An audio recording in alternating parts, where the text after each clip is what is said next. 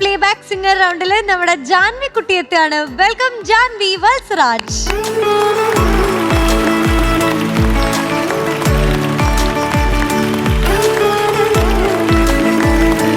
നല്ല കാഷ്വൽ വെയറിലാണ് മോള് വന്നിരിക്കുന്നത്. അപ്പോൾ ഇതൊരു കാഷ്വൽ ആയിട്ട് പാടാൻ പോകുന്ന ഒരു പാട്ടാണെന്ന് തോന്നലോ. വളരെ സിമ്പിൾ ആയിട്ട് പാടി പോകാൻ പറ്റുന്ന ഒരു പാട്ടാണെന്ന് തോന്നലോ. ആണോ മോളെ? അങ്ങനെയല്ല, കുറച്ച് സംഗതികളൊക്കെ ഉണ്ട്. പിന്നെ ഇത് ചുമ്മാ ഇരുന്ന് എന്താണ്ടൊക്കെ പറയുന്നത്? ചുമ്മാ വെണ്ണ തിന്നിട്ടിരുന്നാ പോരെ. നിത്യ എന്തുകൊണ്ടാണ് ഈ വെണ്ണ കഴിക്കുന്നത്? നമ്മുടെ കാൽഷ്യം, നമ്മുടെ ബോൺസ് ഒക്കെ സ്ട്രോങ് ആയിട്ട് കിട്ടാൻ. അതിന്റെ കൂടെ കുറച്ച് സ്ട്രെങ്ത് കൂടുമ്പോഴത്തെ കോഫ് സിൽസ് എന്ന് പറഞ്ഞൊരു സാധനം അത് തിന്നും. അത് മറ്റേ തൊണ്ടക്ക് ഇച്ചിരിയുള്ളതല്ലേ? അത് വെണ്ണ കൂടുതൽ കഴിക്കുമ്പോഴേ ചൊറിയും, തൊണ്ട ചൊറി. അപ്പൊ ഇത് അപ്പൊ ഇത് ഒരെണ്ണം തിന്നും, ചൂടുവെള്ളവും കുടിക്കും. അപ്പൊ ആ വെണ്ണ അലിഞ്ഞു പോവും. ഓ മക്കളെ ഏത് പാട്ടാ? ഞാനിന്ന് പാടും മുന്നത്തെ 1-ാം വട്ടം കണ്ടപ്പോൾ എന്നുള്ള പാട്ട്. ഡ്യുവറ്റാണ്. ഓ ശരി. ഓഹോ. ചന്ദ്രലേഖ, ആ ബേണി ഇഗ്നീഷ്യസ്. ഡുവറ്റ് ഒറ്റയ്ക്ക് പാടാൻ പോവാണോ?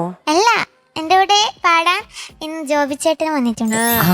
ജോബി ചേട്ടനെ വിളിക്കേ. Joby John, idea star singer season 4 winner, നമ്മളുടെ എല്ലാം സ്വന്തം ജോബി. ജോബി ചേട്ടൻ. ജോബി ജോൺ. വെൽക്കം ജോബി ചേട്ടൻ ഓൺ സ്റ്റേജ്.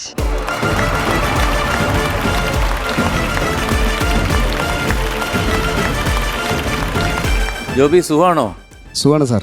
ഒരുപാട് സന്തോഷം ഈ ഫ്ലവേഴ്സിൻ്റെ വേദിയിൽ ഫ്ലവേഴ്സിൻ്റെ കുടുംബത്തോടൊപ്പം വീണ്ടും ചേരാൻ സാധിച്ചതിൽ ഒരുപാട് സന്തോഷം.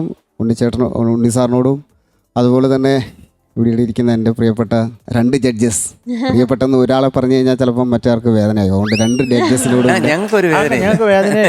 നീ എന്ത് വേണേ പറഞ്ഞു. ഒരുപാട് സന്തോഷം നിത്യ, ഒരുപാട് സന്തോഷം കണ്ടതിൽ.